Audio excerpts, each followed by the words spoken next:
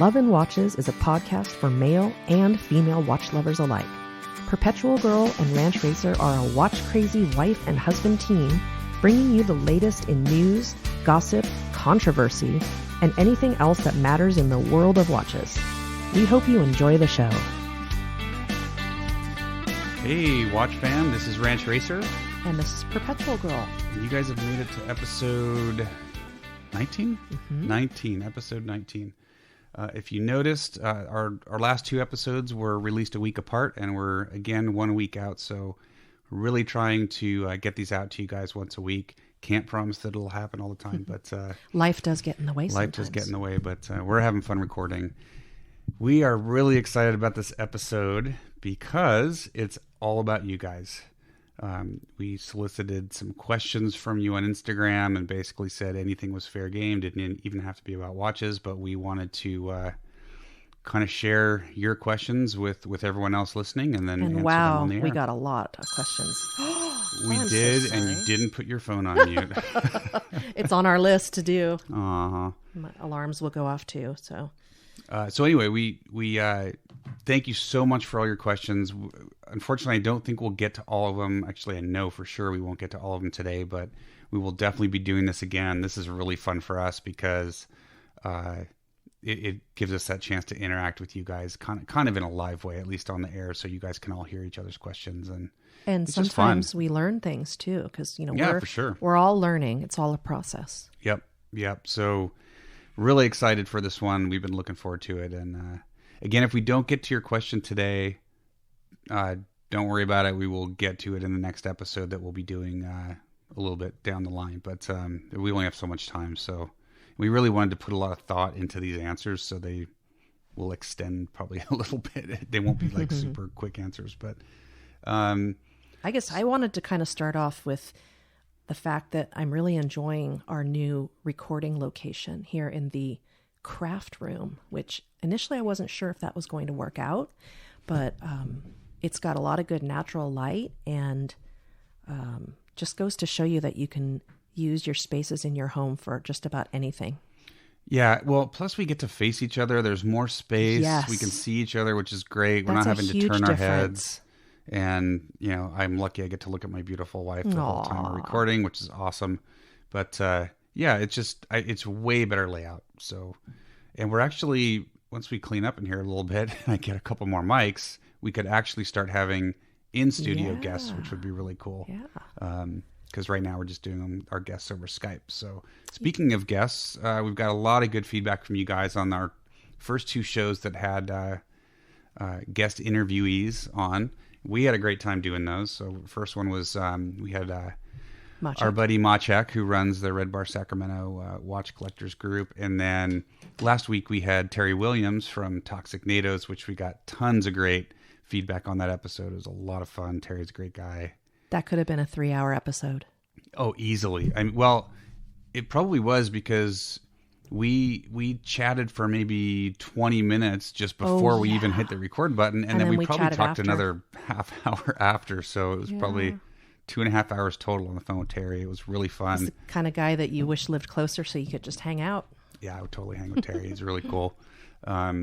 Hopefully you guys have gone and checked out his website, and the straps are great straps and his other products. And anyway, so we've been having fun with that, and we're gonna have some really exciting guests coming up in the next few months, so look forward to more of that. I actually did something this week that I haven't done before, and that was I listened to one of our podcasts in the truck, which I had you have not listened to. I've never listened to. I don't like hearing my voice on recording. Yeah, I don't like hearing my voice either, but I do listen to each show that we do in my car, just because I know that's where a lot of people listen, and I'm always messing with the sound levels and recording levels and the recording quality, and I just like to check it in the car. Yeah, I did it just for fun because I sort of separated myself and pretended like I was listening to somebody else's podcast. And it was really interesting because it's kind of making me aware of how to be a polite listener and not interrupt, because it's so easy to get excited when you're talking about a fun topic. So it actually taught me a lot. Plus, it's, when you first get into this kind of, whether it's public speaking or recording, or you tend to say things like a lot, or nervousness. Yeah, or popping, that kind of. So it's good to listen to it and realize that, so that you can make it better in future recordings. So I'm terrified to speak in front of groups.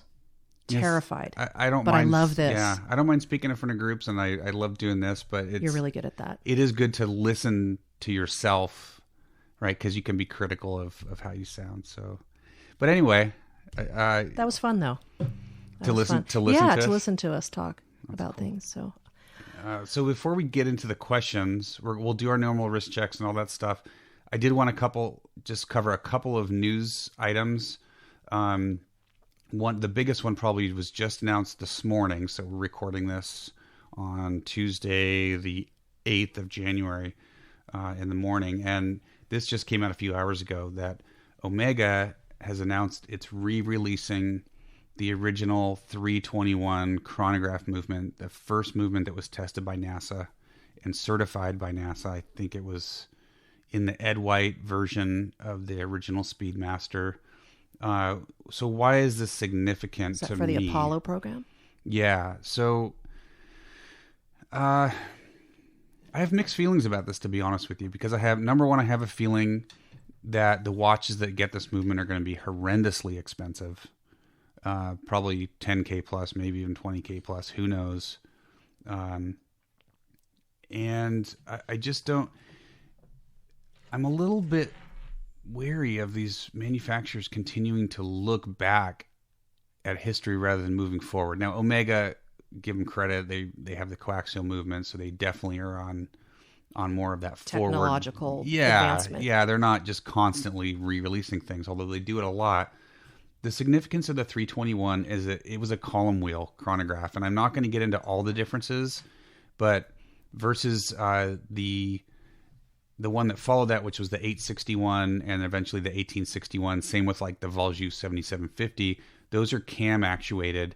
And if you start one of those types of cam actuated chronographs, or even a column wheel without what's called a vertical clutch, usually you'll see the seconds handle kind of maybe jump a second or two instead of starting nice and smoothly.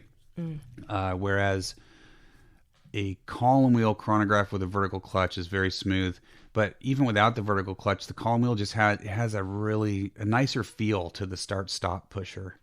It's not quite as rough or as difficult as a cam actuated. They're more difficult to produce, so they're more expensive, and I think that's why they ended up going to the 861 with a cam actuation, because it was less expensive, and I think at the time it was more reliable, because the vertical or the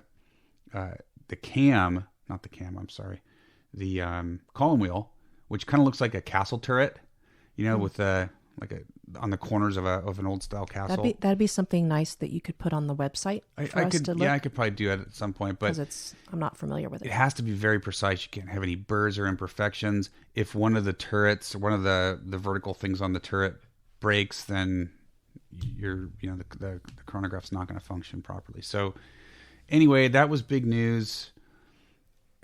Like I said, I have mixed feelings. I don't think it's going to be readily available at lower prices. And Omega talked a lot about taking like 2 years to redevelop the movement and all this stuff. It's like, well, it's a lot of investment. Thing is 50 years old and it was proven.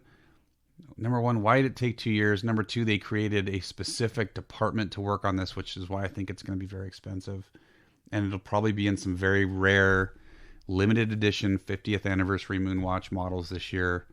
They haven't talked yet about what models it's going to be in. But anyway, that was pretty big news. I wanted to just mention that. Do you suspect flippers grabbing them? Oh, for sure. Oh, there's going to be so many flippers. People who are historically interested won't get a chance because people are trying to be greedy. Oh, yeah. There'll be tons of flippers. Just like the Ultraman, which drives me crazy. But yeah, eventually they'll be affordable. It's just initially they might. I don't know. Honestly, get on the market. I'm more excited for the 50th anniversary of the Zenith El Primero this year because I think we're going to see something pretty cool from them. Maybe around that new Defy Lab movement that's completely different from any watch movement that you're used to. It's all silicon and it vibrates and it's really cool. And Oh, might that, see, yes. yeah, I might see something like that. But anyway, that was the news on Omega.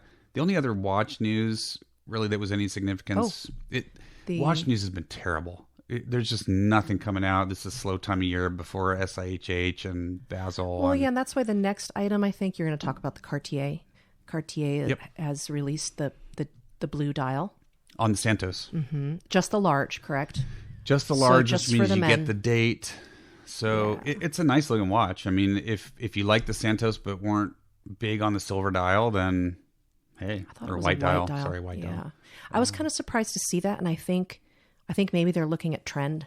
Sure, everyone loves. I mean, a lot of people like blue dials. Guys love blue dials. And I'm not sure how I feel about it because when I think of a Cartier watch like a Santos, I think of a white dial. Yeah, and maybe some different metals, but that makes them. It's such a huge part of their, heritage. The heritage of that watch that I have mixed feelings about it. And I know everyone likes what they like. And if you are in love with blue and you really like that, ladies, you're not going to probably be able to wear that large watch big. Unless you're a pretty tall gal. But I didn't even like the feeling of the large. I didn't either. Santos, it looked kind of bulky. Yeah. But for me, not. I'm kind of surprised they didn't release that at one of the big shows. Why they did it at an odd time? Well, they're doing it Christmas as I think it was like a pre-SIHH now, because all the guys that go to SIHH, they're doing their pre-SIHH teaser announcements of what they're going to have there. So anyway, that was the watch news I wanted to cover. Did you want to talk a little bit about our cool flea market finds? I can, yeah. Unless we don't have enough time with all the questions. We've been posting a lot. You posted a lot on Instagram of two specific watches that. So my mom's friend knows that we're big watch aficionados, and this was at her. It was a church function, like a flea market, church or a function fundraiser. Thing. And her, your mom's friend, had a friend whose husband passed away, and this was a bunch of his watches, and it was a little Ziploc sandwich baggie that had a piece of masking tape on it that said $2.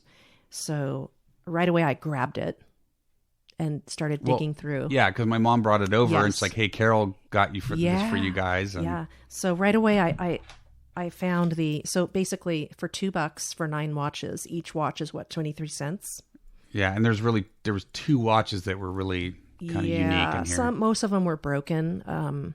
I can't get that swatch. I can't find a battery for that swatch, but there's an old vintage 80s swatch in there, men's, with the pinstripe gray and black dial, which I think a lot of people had that watch. Yeah. So that one I'm pretty sure will work. But I grabbed this Seiko chronograph. It's the I forgot the name of the movement. It's a 7T something, isn't it? Yeah, here it is. 7T20 or really, really cool looking, like kind of 80s vintage chronograph, quartz chrono. It's the 7T32, and it's a alarm chronograph. Are you going to do the alarm? I'm going to try. Let's see here.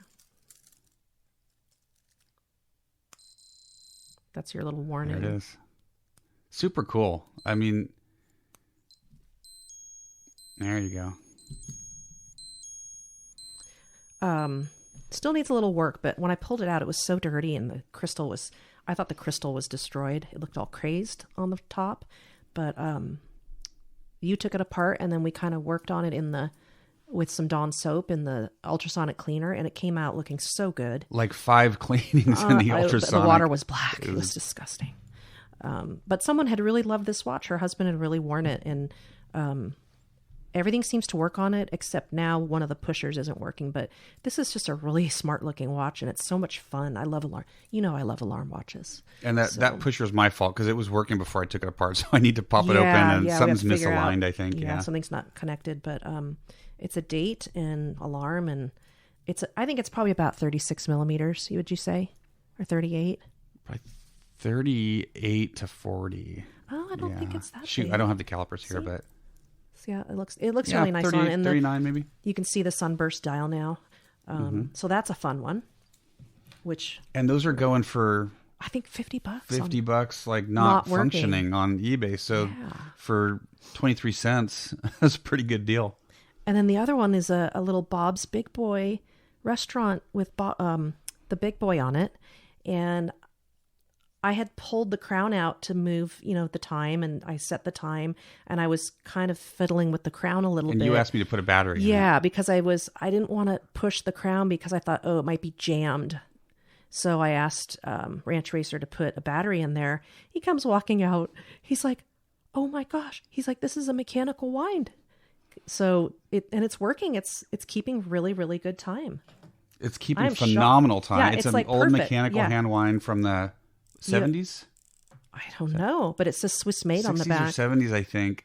And there's a couple on eBay too, but this is it's pretty accurate. It seems to be very accurate. Comparing it to the quartz, the Seiko, it hasn't lost any time in 2 days. No, it's dead on. I'm shocked. I mean, that thing it's obviously, well, I wouldn't say obviously been regulated. It's just whatever's in there. It's really good and accurate. And I threw a little Barton red silicone, the fancy edition of their bands that comes with the shorter tail, so that the ladies or people with small wrists don't have like miles and miles of watch band going around to the top of your watch. But it's really cute. It's really cute. And good find. There was a Bob's Big Boy down in your neck of the woods. There was. I used to go as a kid down in the South Bay, south of San Francisco where I grew up. And there was a Bob's Big Boy we used to go to. Loved it. The only ones left in California, I think, are in Southern California now. Right. I mean, we had the Doggy Diner in San Francisco, but I don't remember. Was there a Bob's? There might have been. There were multiple Bob's Big Boys in Northern California. Yeah, I remember when they shut that one down and they took down the big guy on top, and it was sad. It's in great shape. The dial looks great. I don't think there's any loom on this. No, I don't think there's loom on it. We've got these fancy new little push button black light. UV lights. Yeah, they're fun. Okay, so enough about that. But anyway, why don't we? So anyway, those two watches go for anywhere from $50 to $100 on eBay, and they were 23 cents. So I mean, amazing find. Yeah, I can't wait to go to the flea market. We've got one that they're always most Saturdays. Don't ever assume anything with watches at the flea market. Usually they're cheap junk, but you just never know, especially in kind of a grab bag like this one. You never know what you're going to find. And these are two wonderful finds. I mean, well, Dan Henry is the one who he's notorious for finding amazing things at estate sales and fun stuff. So I think he's said that he liked a couple of the posts that I put up on vintage. It's so much fun. And you're not so much into the vintage as I am, but I think you're starting to enjoy it. It's just I enjoy the hunt. And I got that pocket watch at our local flea market that one time. It's I don't remember the brand, and it's not working very well. Where is it? It was super cheap. It's on my bench. I got it down at the Grange Hall. Yeah. You just never know what you're going to find. It's sometimes you get lucky. It's rare, but sometimes you get lucky like we did with these guys, and sometimes you get lucky and find something even more spectacular. But anyway, it's always fun to hunt. Yeah, like cool. I found my Snoopy manual wind, like the one I had when I was little, but I paid like $10 for that. It works though. It works great. But you win a few, you lose a few. So sometimes you have to pay for what you really want to bring home. But yeah, so that'll be fun to venture out into flea market land. Yep. Cool. All right. Let's do some quick wrist checks and then we'll get into questions. How about that? Okay. Got it. Go for it. I'm wearing today the Traska Free Diver mint dial with the stainless bezel. So it's all stainless with the nice green dial. That was a Kickstarter watch last year. Yeah, right? I love this watch. This is one of my favorites, although I say that about all my watches, don't I? You do. Every single one. I wear it a lot. It has pretty good loom, and the hands are like a flower petal shape, so it's got a nice softness to it. And for a pretty big, it's a 40 millimeter. Yeah. It looks really nice on. It doesn't look it wears well on big. you. Yeah. And divers, it's okay for a diver to look bigger and bulkier on your wrist anyway. So. Yeah. I had a hard time deciding between the sapphire black bezel with this watch, but I wanted to have something that I could wear with more things. And like I'm covering up, it's a little chilly in here today, so I'm covering up with my big shawl, my big giant Sikh Festival shawl that I got that is like a jacket. So, and the colors in it look really pretty with that. So I think it's pretty versatile. Yeah, for sure. And it's got a really nice deployant band with the cover clasps, so you don't have to fight it to get it on and off. Lots of micro adjustment. Does it have that? Oh yeah, it does. No quick adjust, but it's got lots of micro adjustment holes. Quick adjust would be really nice because we could share more. I would really like to see quick adjusting bracelets on pretty much every watch these days. The technology is not expensive anymore. They can be had, from these manufacturers in Asia relatively inexpensively. So I'd really like to see more manufacturers going to that. And I believe this has the Seiko NH35 movement in it. So it's super duper reliable, and it's coming out of the factory lubed and right. Good to go right out of the gate. So right. It's a nice watch. Yeah. And then of course your wrist check today is yeah, so we're gonna give you guys more of the same. So I have already posted this on Instagram, but I told myself I was gonna really work hard and wait 6 months into the year before making any purchases on watches. We had some trees come down and had to pay for that. Yeah. And I'm like, I just gotta. Last year was great. 2018, we went totally crazy, like you guys are aware. I made it exactly 4 days into the new year before buying a new watch, and coincidentally, it's a Traska Freediver. Can I tell the story? Sure. So we were, I was recovering from my little surgery, which has gone really well, and I'm very grateful to my amazing surgeon. And if any of you local peeps need a surgeon, you call me and I'll give you the contact info, because I'm very pleased with results. So I'm recovering from that, and Ranch Racer was such a good nursemaid, taking care of me with that surgery and chemo all in 1 week.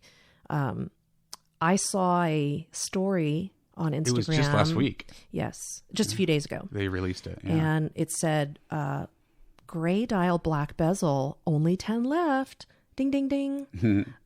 So you saw it initially and said, oh, I really like that gray dial. And, we have the notice in for review, and you like that gray dial too. So when I saw that, I said, hun, you should really get it. Why don't you get it? Yeah, and I know he really likes yours. it. Yeah, I like yours a lot. And he likes my Traska. So he's been, I just wanted to encourage him to get it, to thank him for taking care of me. So I thought that, and I really would really like that meant watch. a lot. Plus, I can also blame my early purchase on somebody else, which works out really well for me. But yeah, I've been looking at your mint dial for a long time, and I've tried it on like a black strap, but in order for me to wear it, I need to either put more links back in or throw a different strap on it. It looks really good on the bracelet. Mm-hmm. You wear it enough that I didn't want to be constantly adding and removing links, right. So I just haven't worn it. And yours is definitely that color with the silver bezel, to me, is a little more feminine. The black bezel I still wore it. I mean, it's neat, but when I saw this gray dial, especially you can get it with the stainless, but with the black sapphire bezel, it rocks this watch. And it's fully loomed bezel. Oh, yeah. All the markers on the bezel are loomed. That goes really well with all your work shirts, too. I mean, you're going to be able to wear that to work a lot. And it doesn't, anything. It's I don't want to say humble, but it's actually a really down-to-earth watch that it's very pretty and cool, but it's also not something that you're going to be worried about wearing in a work situation.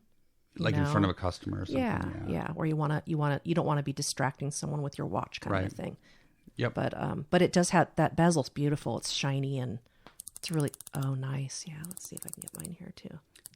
It's a little stiff to turn. Hopefully it'll loosen up, and it's not just because of the access. It's not super to it. easy to grip the sides of it, but very little back play. So it's pretty well. I'd like to see the bezel a little bit looser. It is pretty difficult to turn, but very accurate. Lines up perfectly at 12 o'clock. Well, and the watch is accurate. It keeps great time. I wear it in the pool, and the loom lasts, quite a few hours at night. Yeah. Because I wear a watch every night, and I need to know what time it is for meds and things. So. Yep.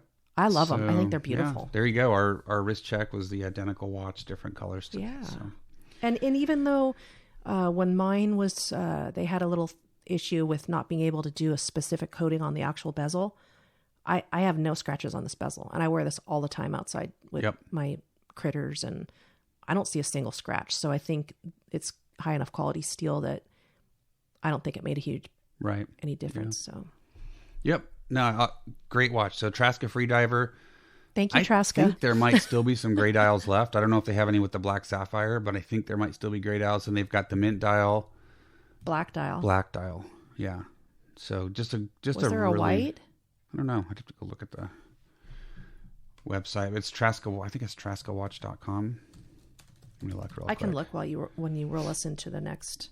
Yeah, Freediver. And by the way, this is their first offering, so I'm very excited to see what Traska comes up with next, because I think they really did well. Yeah, it's the NH38 movement, BGW9 loom. And the one thing we did mention, they have a proprietary scratch-resistant coating on the stainless steel on the case. Your bezel, like you said, doesn't have it, but the rest of the case just the does. bezel. Yeah. And the band too? I think on the band as well, yeah. Because my band is perfect. Yeah, impressive. So nice job on this, guys. Really looking forward to what Traska comes out with next. So yeah, it's the black dial, the mint dial, and now the gray dial. All right, well, I say let's get into our questions. We're 25 minutes into this already. Wow. So let's start making this about you guys. So we're pretty much just going to take these in the order that we got them, just to be fair. And we're not really skipping anything. I mean, even if we've kind of talked about some of this stuff before, it's totally cool to cover it again. So, with that, let's get going. Okay. Our first question, and we can want to just rotate. I'll read one, then you read one. Does that work? Let's see. Yeah, we could do that. Okay. Some of them you're going to probably address in more detail because of some of the technicality of it. Yeah. That's fine. Okay, so our first question comes from, and I'm going to apologize right off the bat if I screw up your usernames. I'm just not going to get them all right, but they'll recognize themselves. Yeah, the first one comes from Tom Capt. Like Captain? I guess it's THOMCAPT, Tom Capt. So the question is, and I'm going to read these fully. I'm going to read them as they were written. I hear a phone. Oh, that's mine. Okay. Yeah. Where does your passion from watches stem from? Is it accidental, aesthetic, status, horological history, knowledge? Do you want to take this first? Definitely not status. Yeah, that definitely ruled that one out. We started out on a very small budget for me as a young person. My folks had wall clocks, being of European descent, lots of cuckoo clocks, and they kind of filled the house all the time. Yeah, we've talked a little bit about this on our first podcast, I think. But. And then I got a Seiko for my high school graduation. That was sort of a tradition in our family. And I started collecting watches after that point. So as a younger person in your 20s living in Silicon Valley, it's hard to afford. At least back then it was hard to afford anything super costly. But that was during the quartz crisis. So watches really weren't popular, and there were no cell phones. So you'd buy a quartz watch, or I have a little ring watch and things like that. So I started younger. It was a tool. Yeah. It was a tool with quartzes. And when we met, I sort of introduced you to watches. Like this little Genève that I have, the white dial that I bought in the early 90s. It's probably a 34 millimeter. And I thought it was so huge back then. And I got that at Costco for like $60. So, and I don't even know what this brand is. It just says Genève, Switzerland. So it's a decent quartz, but I think I sort of got you into watches. So for us, it was more about not holding a phone all the time. And it was a tool and jewelry, something nice to look at. What else can you think of? Yeah. So you definitely created the monster that I am. Mm-hmm. I think, for both of us, one thing about watches, a lot of it is about your age and your generation. So when we were younger, the only way to tell time during the day was either look up at a clock on the wall, hear it on the radio, or have a watch. Have a watch, right? Or a clock in your car. There were no cell phones when we were younger. My parents bought me my first Timex manual wine mechanical when I was less than 10 years old, probably 6 or 7. And mine was when I was about 6. Yep. And so I wore a watch all through high school, and they were usually like G-Shocks. I always had G-Shocks because they were cheap. That was a little bit after my time. Yeah, I had G-Shocks. They were inexpensive. They stood up to a lot out on the playground and all that kind of stuff, right? I did I had like the cool quartz watches that came out, like the calculator watches. Yeah, the Casios were in the 70s when I was in school. Yeah, in the 80s, the calculator watch came out. It was really big. We all used it to cheat on math tests. Teachers were really upset about that. I remember. I remember they got banned. Yeah. Our math teachers like, you cannot wear that during class. So, so then, you know, in my college years is when the cell phones really. This is after like car phones and the big case phones and big gigantic blocks and stuff. And when they were kind of moving into the digital world with like I think my first one was Pac Bell PCS, personal communication system. Not a smartphone. It had the time, but I still wore a watch for the most part.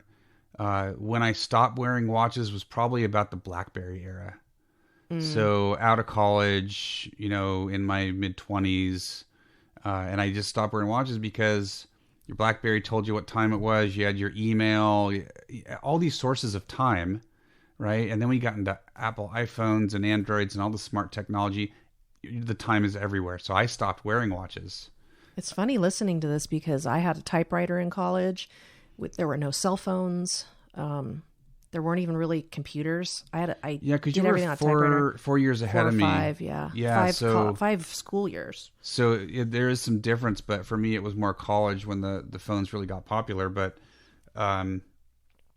so that was, you know, that's when I stopped wearing. And then not too long after we got married, I started buying them on one sale a day. They had a one watch every day, and you know, I had been a watch person previously, and I started getting back into it, so I bought a bunch. The Royal Oak homages. Yeah, but I didn't wear them much because, again, I had the cell phone. I'm not a jewelry guy. I don't wear any jewelry except for my wedding ring. And then people weren't really wearing watches. No, and it wasn't until Christmas 2015 when you said we should get each other a couple watches. And we bought the Bulova, the quartz Bulovas. Well, we had finished racing, so we were kind of broke. Yeah, we didn't have a ton of money. We were being careful. We were being careful. Yeah. Well, we're always careful.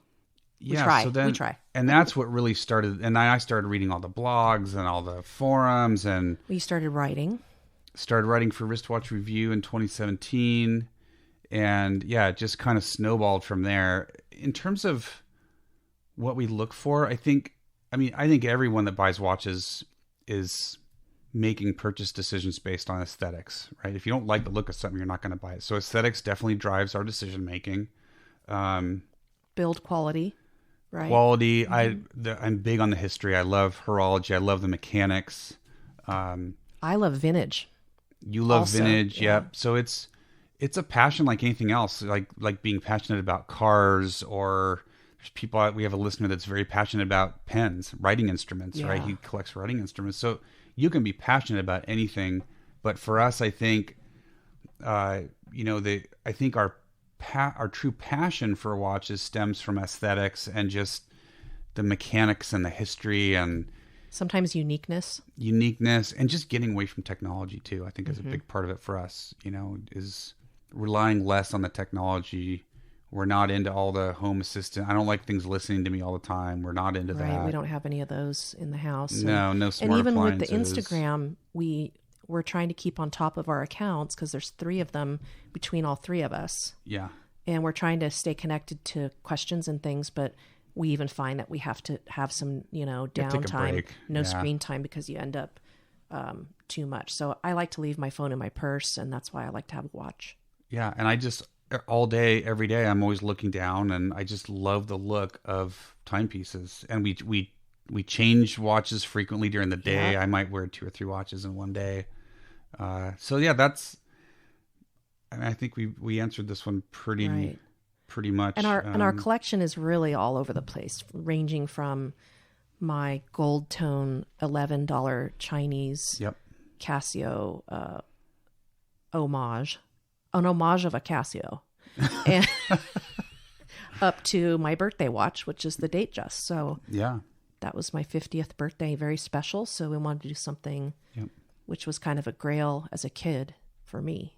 Yeah, that's right. When you're young. So I think you covered that one pretty good. Do you want to, I'm going to let you read the next one. Since we just talked about a Datejust. Yeah, just read the whole thing. Read it word for word. Okay, so this is from Sweet Little Charlotte. Oh, before you read the question, sorry to interrupt.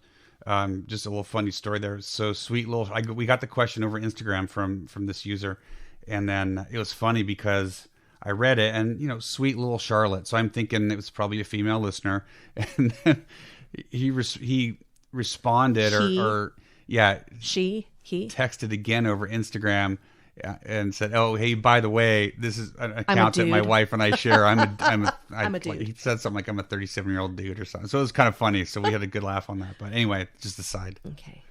So sweet little Charlotte, excuse me, said, "Do you ever feel uncomfortable wearing Rolex due to the connotation and the way it might be perceived? I ask because I do. I'd rather wear something like my Panerai. It looks cool. I absolutely love it, but 99% of people won't know what it is. My point is, Rolex sends a message for better or worse. Thoughts?"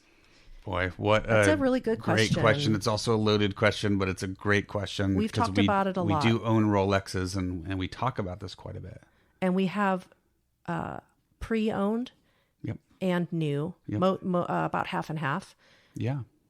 And that is a really good question, because sometimes I don't like to think that someone looks at that and perceives, that maybe we're snobs, because we're pretty down to earth people. And it just depends on which watch it is. If you're wearing like our 23-year-old Explorer 1, that looks like a really basic, you could interchange that with a Seiko 5, which I wear just as much. And that's a really subdued, blends right in kind of a watch, versus the Datejust, which is, exactly what that is when you look at it. So I worry a little bit about safety wearing some watches, and I know you do too. I worry about you. Yeah. So but it could happen to anybody. I mean, it's the most recognizable wristwatch out there, right? It's Criminals an old, target them. well-known brand. And now the resale is just absolutely, I mean, we just got an appraisal on one, and it was higher than what we paid 6 months ago. So it's, it's tough, because it's so funny that he actually said Panerai, because that brand new 30. We're looking at Panerais this year.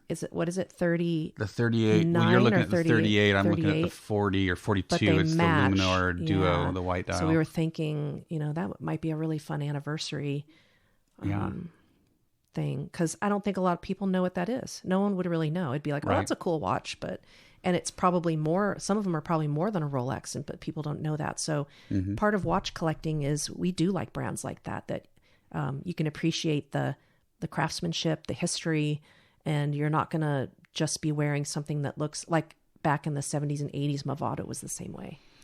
You knew exactly what that was when you looked at it. And a lot of people bought them as a status symbol. Yep. But some watches, people are getting them as a milestone or a really, really special gift, because it's something they always wanted. And it's hard to say. There's a few reasons why people buy Rolex. I think one of them is, like you just mentioned, it could be a milestone, right? It could be an anniversary. It could be, and it could have been given to them by their father or their mother or whatever. Yeah. But, I think that's one reason. Another reason is just pure status, right? You get that first mid-management job. You want to show people that you've made it, that you're, I don't know, rich or powerful, whatever. I don't know. But a lot of people buy them. It could be a marketing tool for you too. And they don't own other watches. They're not into watches. They don't care, but they know it says something about you, whether it's good or bad. It says something about you. Well, it could show that you're successful. Yep.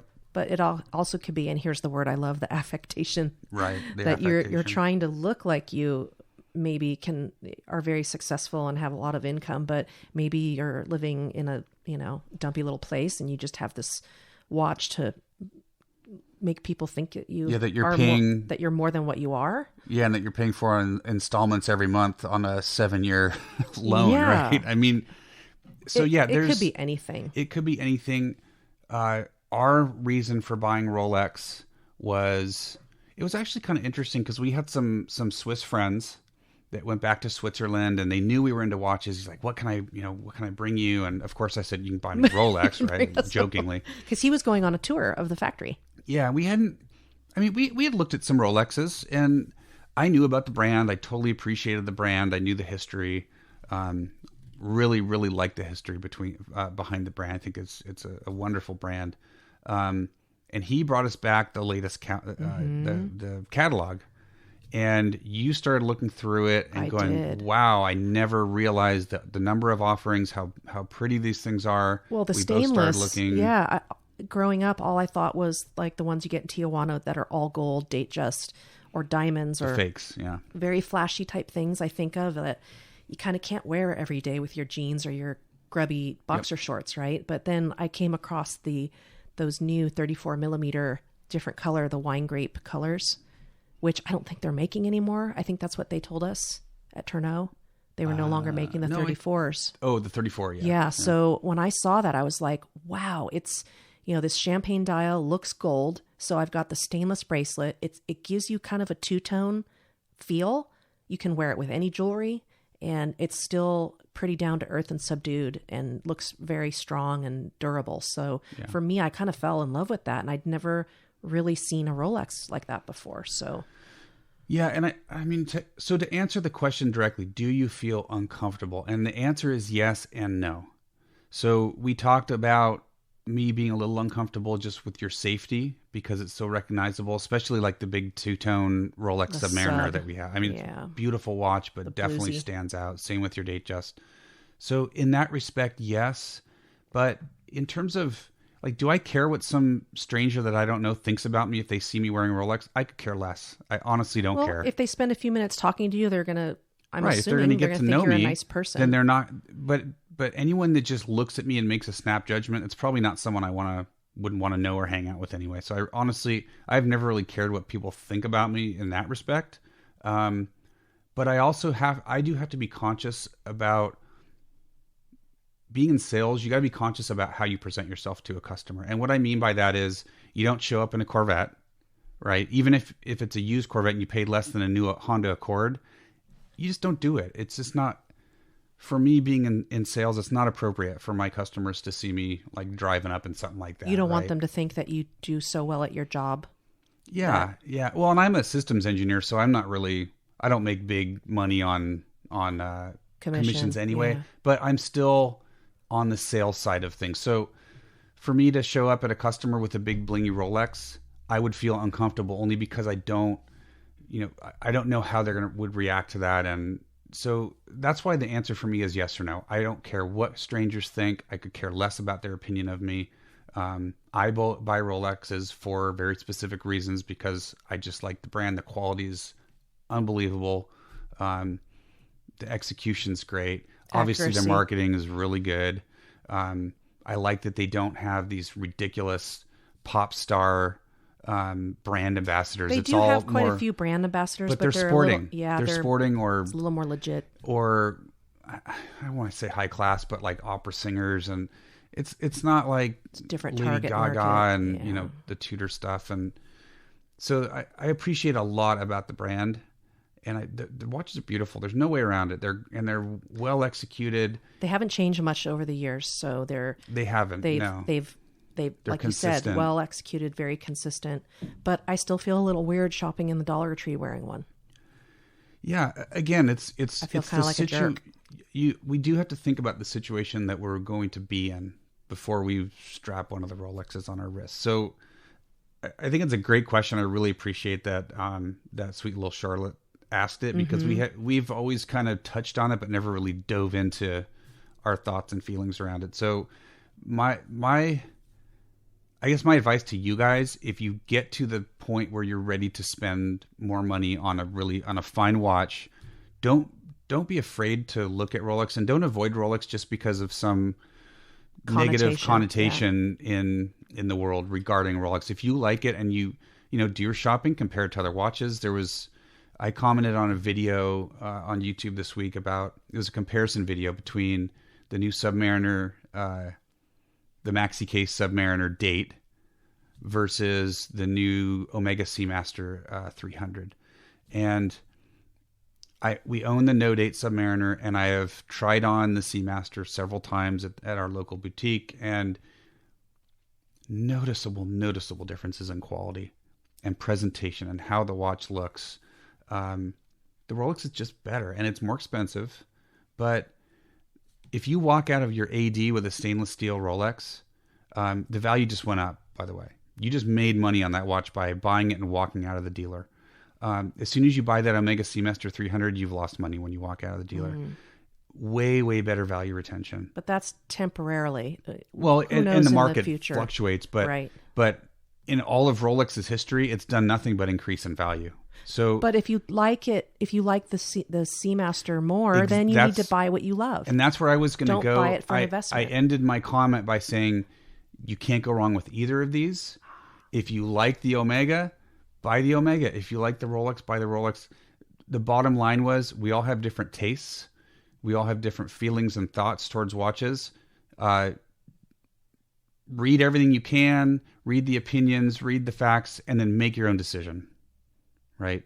That's exactly all I can tell you guys. Well, and that's why I have a little trouble with the flipping. That's the crazy flipping that's going on now. That not only is it inflating the prices of some watches, but it just it's kind of like, and there's some pretty disreputable stuff going on. It hurts that we heard about. Yeah, and it kind of plays on your emotions and your passion for watches. Where, someone who doesn't give a hoot about a watch, they're kind of, they're just in it to make money. Yeah.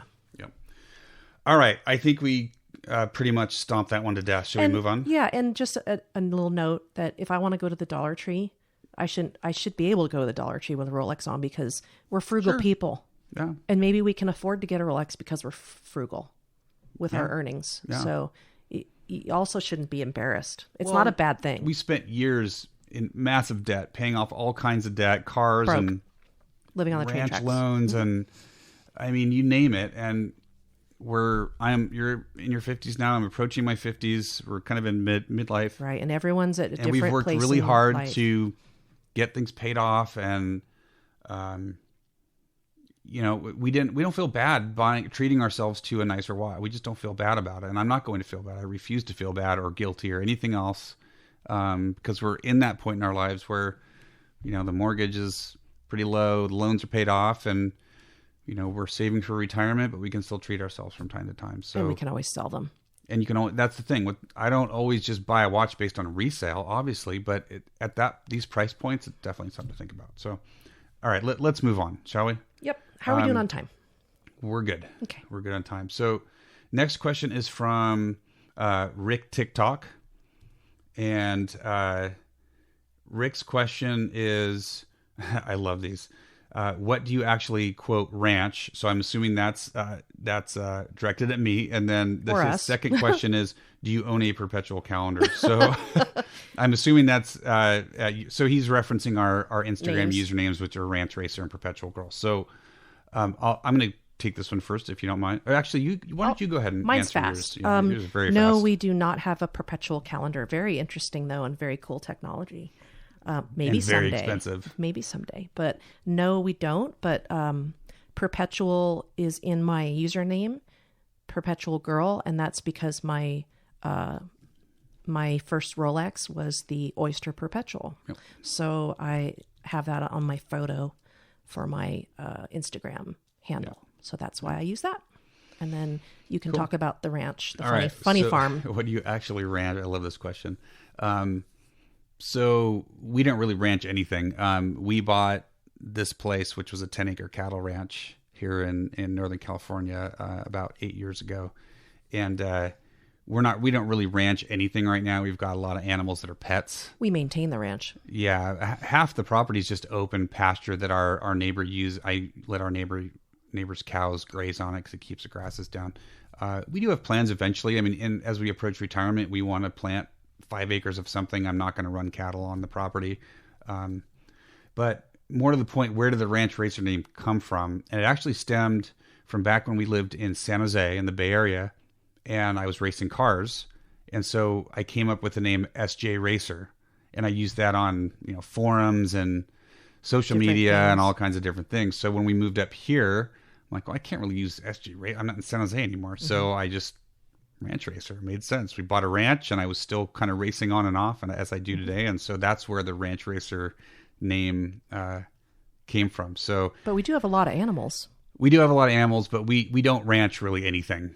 I love the question. What do you ranch? Well, quote? We don't have agriculture. We don't have a food product, but we certainly have livestock. horses, donkeys, Yeah, geese, but ducks. we're not making money on, it's not a business. No, They're just our pets. It's their rescues, and I've rescued quite a few waterfowl, and I have some elderly donkeys. Yeah. We have an older dog, so it's mostly a gentleman hobby farm. It is, and we probably won't ever ranch anything in terms of cattle or horse raising. We will probably farm, though, and we are going to use our 5 acres of pasture to plant, we don't know, olives or we have a test orchard. Grapes. We're on the Auburn so wine trail, a lot of wineries around here, and we thought about maybe doing that, but neither of us are really wine people. We're not wine drinkers. So anyway, great question, Rick. That was a fun one. You want to take the next one?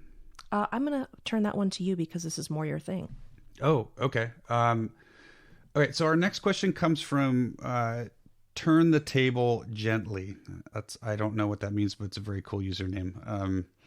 And Turn the Table's question is, what are your thoughts on the Stova Classic Flieger 36 millimeter, and what is your favorite Flieger watch? I don't even know if you knew about Stova before this question. I knew about them. You knew the brand, but you hadn't really looked at the watches. We don't have a Flieger, and it's not something that we've gotten into yet. It really isn't. I know a decent amount about the Flieger and the history of the Flieger, which was, obviously a German term and designed originally for German pilots to be able to easily read their watch. They tended to be quite large, matte black dials for zero reflection, flat crystals, big white numerals, easy to see everything. The traditional triangle with the 2 dots up at 12 o'clock to be able to quickly recognize 12 o'clock. Maybe you strap the watch to your knee, to your leg in the airplane, because they also made these really long straps for them. But we really don't have any Flieger. I've got the Citizen quartz that I picked up. That's kind of a Flieger, but it's a chronograph, so it's not a traditional 3-hand or time-only Flieger. So in terms of what our favorite Flieger watch is, I don't know if I have a favorite Flieger just because I haven't really shopped them that much. It sounds like it would be a really useful tool watch to have, especially if it has good lume. I'm always looking for a good watch to read at night. Readable. Sure. It's very readable as a classification of watches. Yeah. So there's like IWC, very well known for their Fliegers. I wouldn't personally buy one. I think they're a little too expensive for what you get, because a lot of them, they do have some in-house movements, but a lot of them are off the shelf and they're priced pretty high. So Flieger, for those of you who don't know, I just kind of explained how it originated, and there's a couple different types of dials. There's what they call the Type A and the Type B Flieger dial, and basically the only difference is the Type A just has 1 through 12 on the indices around the dial with Arabic numerals 1 through 12, the triangle with the 2 dots at 12 o'clock, and that's it, right? And then very legible, big hands, usually big seconds hand. You can see everything. The B dial has it's around the outside. Instead of the 1 through 12, which are your hours, it's got 5 through 60 every 5 minutes. So 5, 10, 15, 20, 25, 30, etc. on the outside. And then it has another inner second index with 1 through 12. So it's basically got both the hour and the minute indices on the face of the dial. The B dial obviously is a little more crowded. You can buy Fliegers now with a central seconds hand or a sub-seconds hand, usually at 6 o'clock. That was kind of the traditional dial layout. So that's what a Flieger is. Like I said, I don't really think we have a favorite Flieger watch, although what I will say, if I were to buy a Flieger, it would be a Stova, because they've got a great history of providing these watches to not just the German army, but multiple countries throughout various conflicts and throughout the years. And Stova has a great reputation. They don't just make Fliegers, they make the Marine Classic, which is a classic white dial, kind of Marine style watch. So they make a bunch of different ones, but the Flieger is kind of their bread and butter. In terms of my thoughts on the Flieger 36, I think it would be a fantastic choice. They also make it in a 40. And, a month ago I would have said I personally wouldn't purchase the 36 for my 7.5-inch wrist. But a lot of you guys know I tried Perpetual Girl's 36 millimeter Rolex Explorer 1 on a NATO strap and loved it. Really loved it. Didn't feel it was too small. Actually made a video on YouTube you guys can check out where I talk about watch sizes, and I used the Explorer as an example. So I would have said no, I'd go with the 40, but if you look at the lug-to-lug on the Explorer is about 43 millimeters. And with that NATO, it wears really good. The lug-to-lug on the Stova, because it's got taller lugs, is 44.6, so approaching 45 millimeters. So great lug-to-lug. I would totally wear this watch. And if we were going to buy one, I'd probably buy the 36 because we could share it. Right, and that's the same size as the Hamilton Mechanical that we got in. Yes. That we reviewed, and that was the 36. Yeah. Or was it 35? No, it's either, I think it's 36. But that had a really long tall lug, and it looked really big. Yep. Very big. So I think the price is pretty good. It's just under $1,000 US dollars. And I think you get a lot for your money. It uses the ETA 2824. Some of their Fliegers use the 2804, which is a manual wind mechanical, which is really cool. I kind of wish the 36 had the mechanical, because if I'm going to do a Flieger, I want like a true original Flieger, and they weren't automatics. Like they were hand wind. Yeah. But still, nothing wrong with the 2824. Really nice decorations on the movement. Some of it comes with a sapphire case back, so you can see the movement. Some of them, and I don't know if they do it with the 36. They might, but Stova offers a lot of customization. So you can put your name on the rotor on some of the automatics. You can put your initials on the main barrel, spring barrel on some of them, on the mechanical winds. So they have some fun with it. So if you're into, like we could buy one and put 11 watches on the rotor, right? That would be kind of fun. But in any case, I think it's a great watch. I don't think you can go wrong. I don't think you're overspending for it. Stova, it has a great name in Fliegers. I wouldn't go anywhere else for a Flieger personally. I definitely wouldn't do like an IWC or anything like that. There are some other smaller brands that make them, but I think this is, like, for me, this is the brand. If I'm going to buy a Flieger, this is where I'm going to go. And I really think the 36 is a fantastic size, especially if you're going to share it between two people. Absolutely. So I hope that answers your question. Go for it. Cool. So next question, shall I talk about? Yeah, go for it. Talk about it. Okay, This is from Lorraine Y.A. Lorrainia. And that's my friend who is a goose rescuer extraordinaire down in Bakersfield. So who we've poisoned for life. We've gotten her into collecting watches, and I think we're going to have her on the show to talk about being a new collector. Yep, and we have plans for that. I've adopted 3 birds from her, through her and from her up to now. But that we can talk about when we actually have her on. So her question is, what does it mean to hack a watch? And a lot of people know what this is, but I know that there's a lot of new people on our show, and we don't want to assume that everybody knows everything about watches. So that's a really good question. The only dumb question is the one that you don't ask. Exactly. Right? So I love this question. Yeah. So what hacking is when you pull out your crown and your second hand stops. So it pauses your watch so that you can synchronize it to your atomic, timing. So when you set it, if you pull it out, you can then rotate your hour and minute hands, but your second hand stops. And normally you pull your crown out and stop it at 12 perfectly, and then wait for your time to catch up. And then you push your crown in when it starts again. So why don't you talk about how that originated? Because I don't know what the actual word. I don't really if the either. Word did. I know where it started being used. So, it came from military use. So, when soldiers were getting ready to go out to battle or take part in a mission, they had to synchronize all of their watches. If the seconds hand doesn't stop, there's no way to do that. Actually, there might be, and I'll talk a little bit about that. But it's also referred to as a stop seconds. So the stop seconds complication was invented really for this type of usage. So everyone could stop their watch right with the seconds hand right at 12.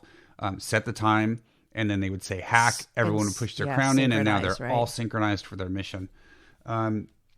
Where the actual word hack came from, I've actually done a lot of research on this, and I've not found a conclusive answer as to where hack came from. Maybe someone can Yeah, if one of our Message listeners us, knows, yeah. let us know if you guys know, because I would love to know. I know it originated in the military, but I don't actually know why it's hack. I don't know where that term hack. Military or railroad? Probably military, because that's Military. Obviously railroads use it as well, right, to with their synchronize lever their sets. watches with their Yeah. lever sets. But so that's kind of where the term originated, and what it means is basically just the seconds hand stops. So if you look at like a Seiko 5 with the Seiko 7S26 movement, that does not hand wind or hack. Mm-hmm. So when you pull the crown out to the time setting position, not the date setting, that's one thing to be clear on. If your watch has a date, a quick set date, that means there's 2 outer positions for the crown. So 3 total positions. All the way in, pull out to the first click to set your quick set date. Mm-hmm. And the seconds hand keeps cranking when you're doing that. So you can change your date and not mess with your time. A lot of watches are like that. Well, it's great because like at the end of February 28th, so your watch is going to say 29th, right, the next day. But if it's March 1st, you just pull out to the first position, advance to 1, and put it back in. You don't have to mess with the time. And then hand winding refers to if you have an automatic rotor that winds the watch when it's on your hand. With newer movements, you can also manually wind the spring and get some power reserve in there. With the 7S26, that's a non-hacking, non-manual wind. So there's no manual wind. You have to pick it up and actually spin it, right, to get the movement to start cranking. Is that the same as the Orange Monster? Yeah, that has a 7S26. Yeah. That's a day date, isn't it? Yes. Yeah. And then talk a little bit about while you're setting your time, if you have a day date, because newer people who are just new to watch collecting may not know that you can damage your watch. Yeah. So normally with some exceptions, like if you look at a Rolex, the date just where right at 12, that date flips instantly. Most watches don't behave in that manner. Usually what happens around 9 or 10 o'clock at night, the wheels between the main timekeeping gears and the date wheel will start to engage. And for anywhere from 4 to 6 hours, that date wheel is moving. Now, in a lot of movements, there's some plastic in there. And if you try to manually, if you pull it out to the first setting and try to do your quick set date, like between 9 p.m. and 10 a.m., you can potentially bust those plastic gears. You can break it.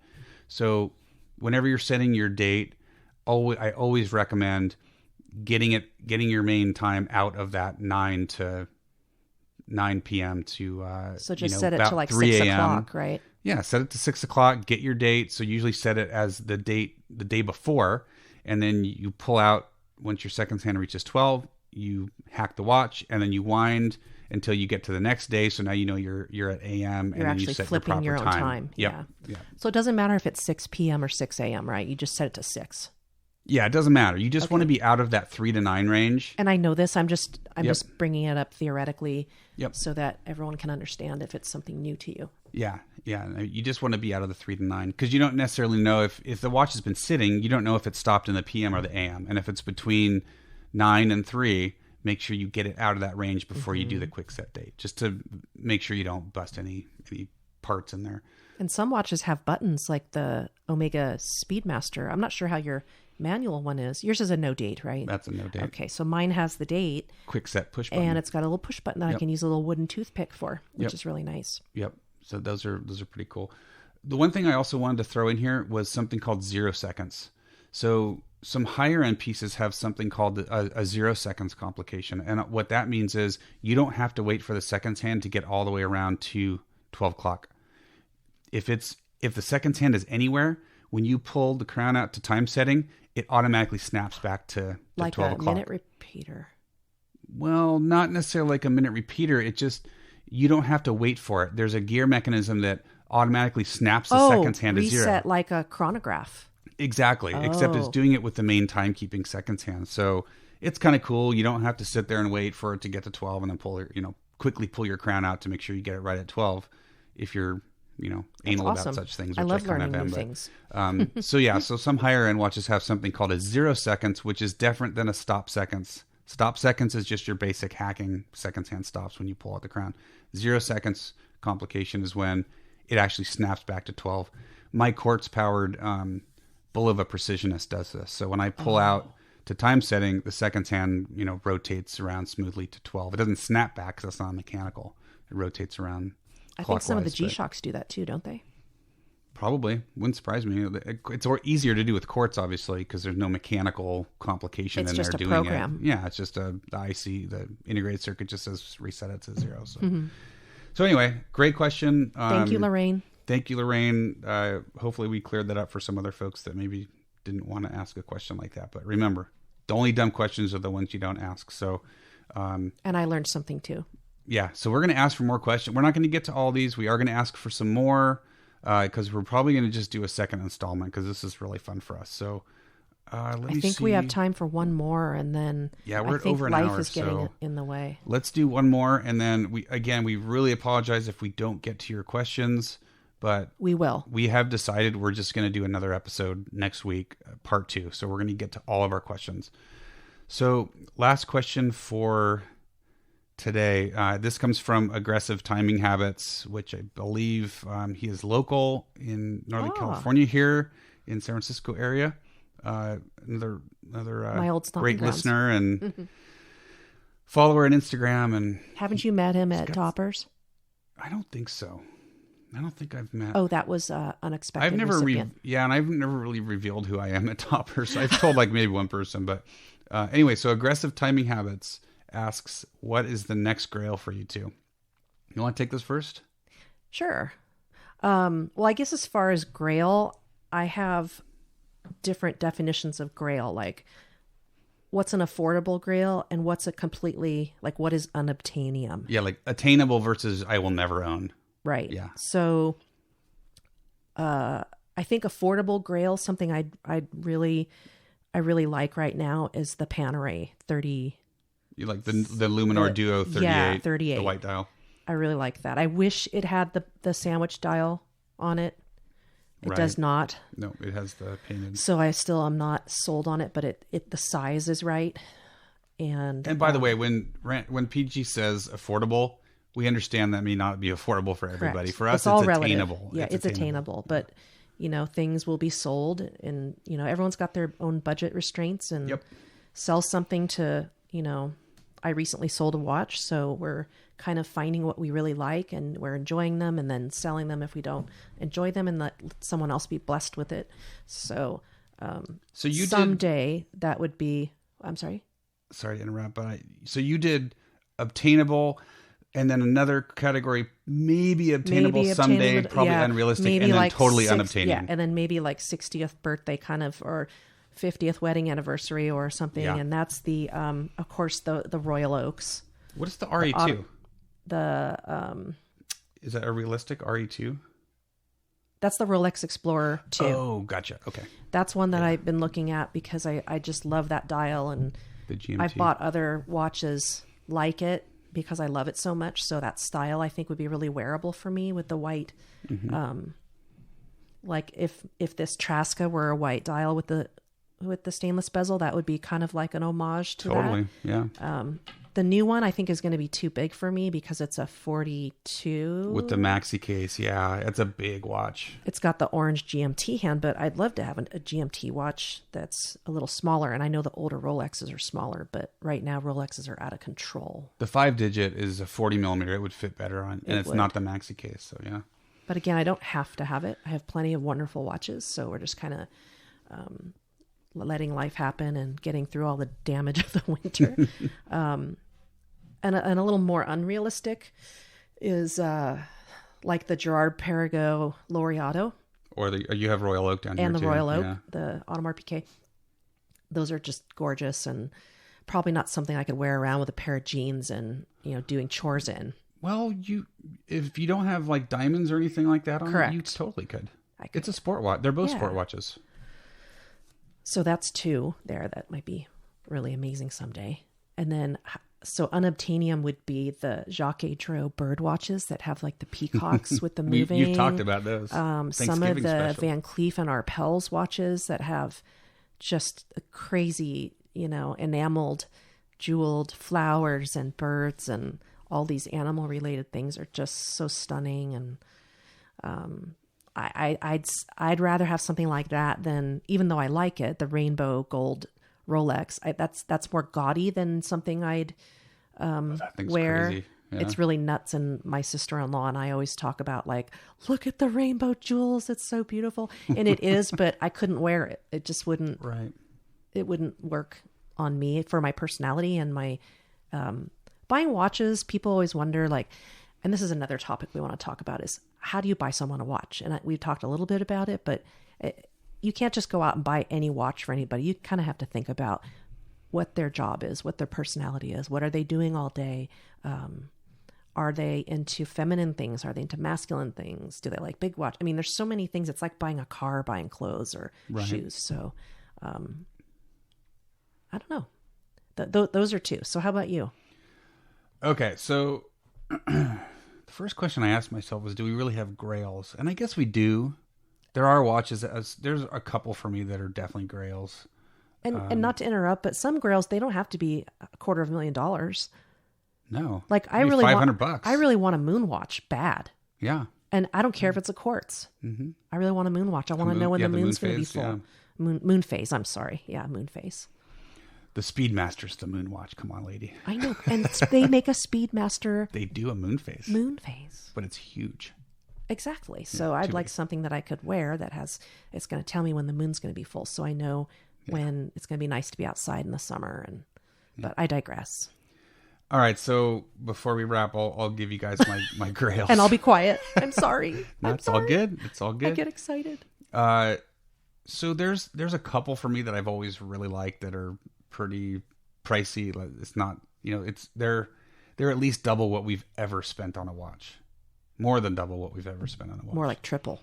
Yeah, they're up there. The first is I'm not even trying to pronounce the brand name. I think it's A Longa und Sona, Lang and Son, whatever, right? Lang. I try to pronounce them, but what can I say? I'm not German or French, even though I have both German and French in me.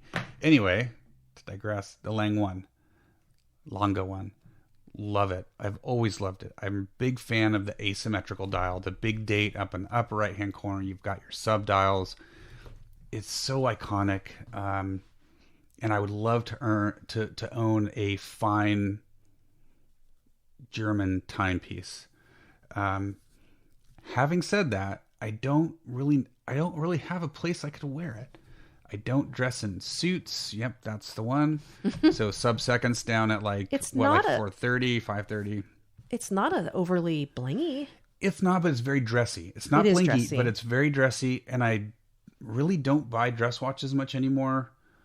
I still love it, and it might be something someday that would be fun to own once I get a little older.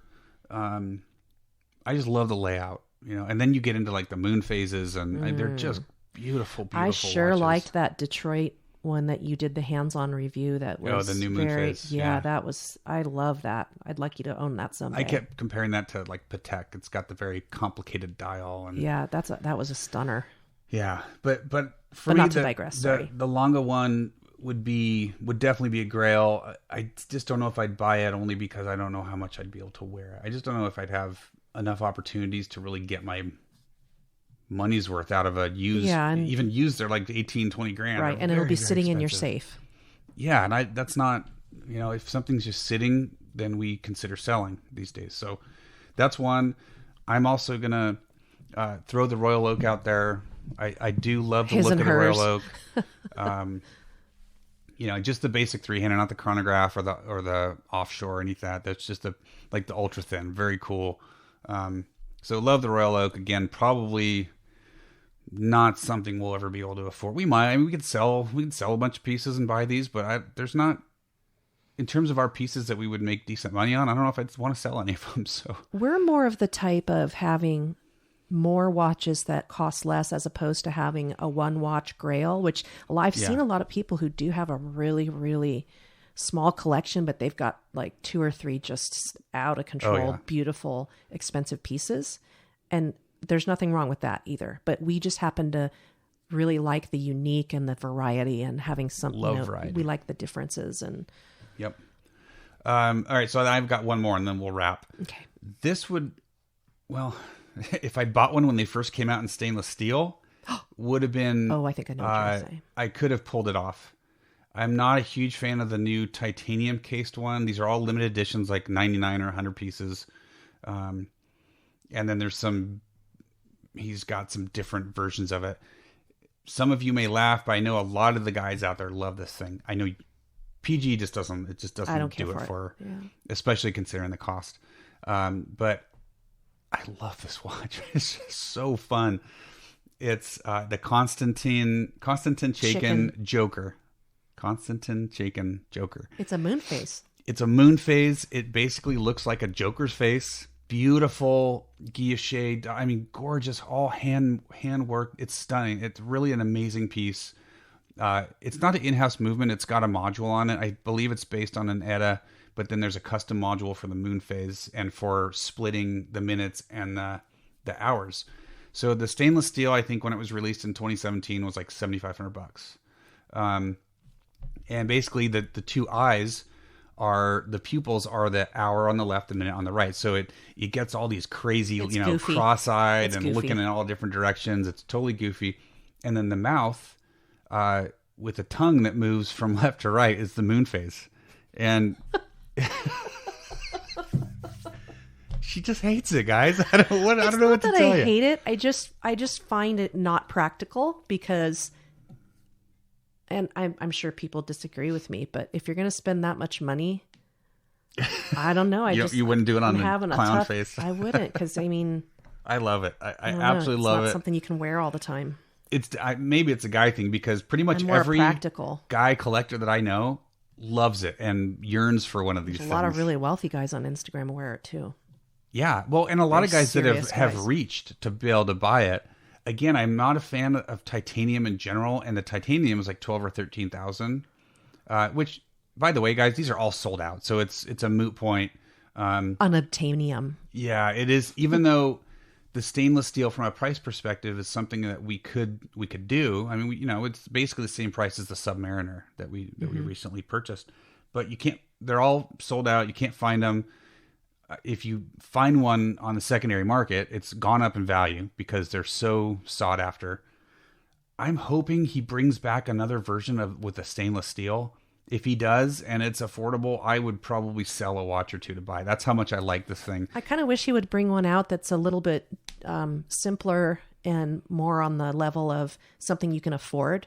Not, with a lesser quality and maybe something a little more down to earth for the rest of us who could. He won't. He can afford it, but why do that when you're making so much money, right? Yeah, he's a tiny independent. It's all done by hand. I mean, the craftsmanship that goes into these is incredible. There's some videos out there that people have taken factory tours. Dave Bredin took a factory tour from a blog to watch and actually bought one. But it's just really,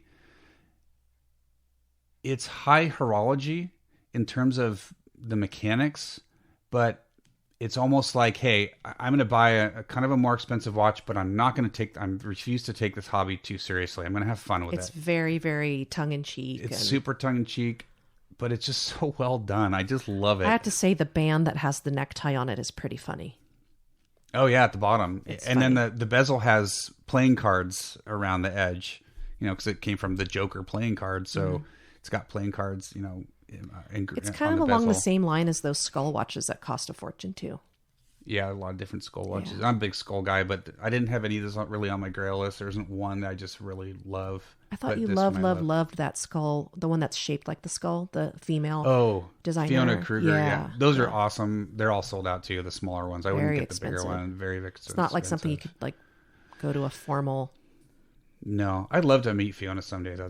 Maybe we'll have her on the show one of these days. But really cool. She's got a new one too. That's not skull, but in the watch world. Yeah, exactly. So anyway, that was were my grails. I mean, the quality of that clown is really, it's fantastic when you look at how the dial is, and the workmanship is astounding. It's really, and if you watch some of these videos and interviews with him, it really is amazing. And it's growing on me. He's come out with he came out with the clown version, which was kind of scary. It was like a murderous thriller clown. It was. I thought it was a clown. No, the Joker is the original.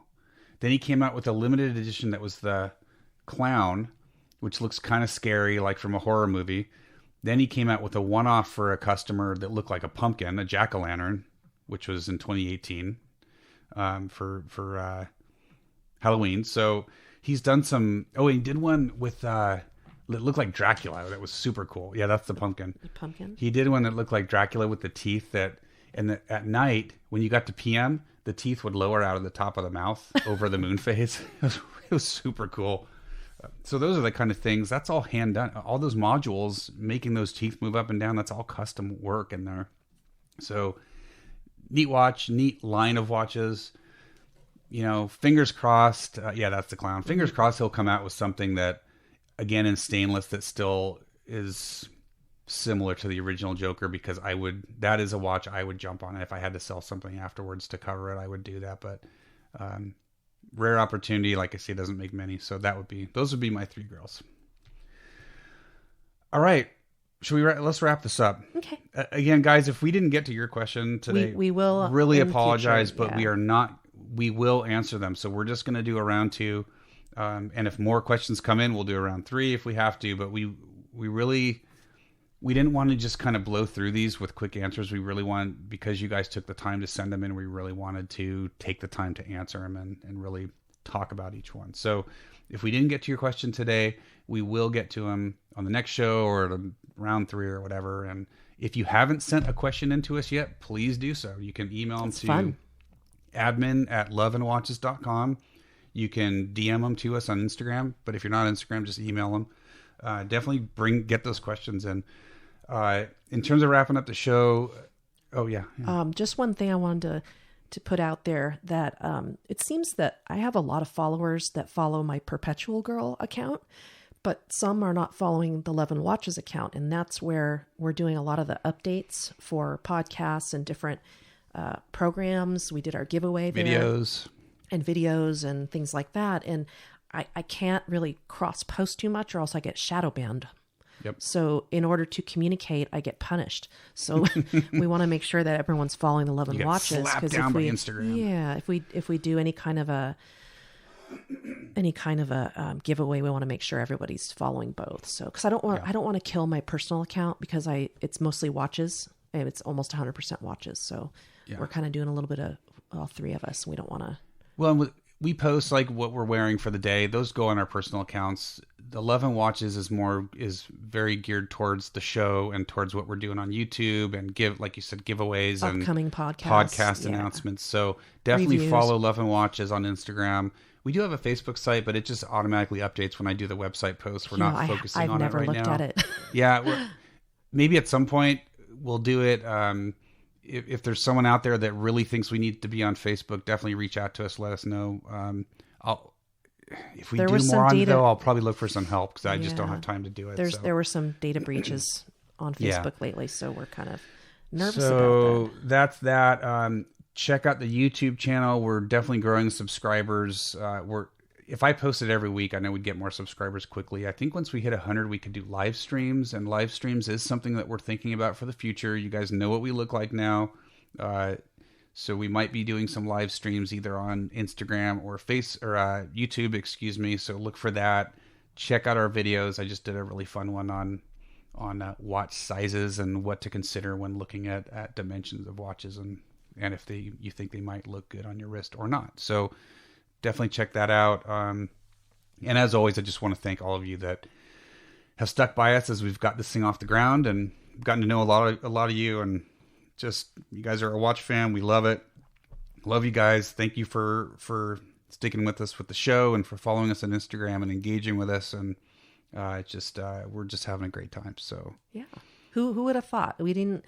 I never thought this would turn into 20 podcasts after just editing your reviews. So it kind of started with me wanting to just follow you, and it morphed into us having so much discussion between the 2 of us that we thought we should probably do the real deal. So it's kind of opened me up to a kind of a new thing.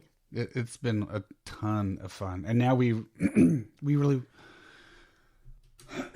He's got allergies. Excuse me, guys. We really want to bring more to you, so we're going to work towards doing this every week. We're going to have guests on, a lot of good stuff lined up for you.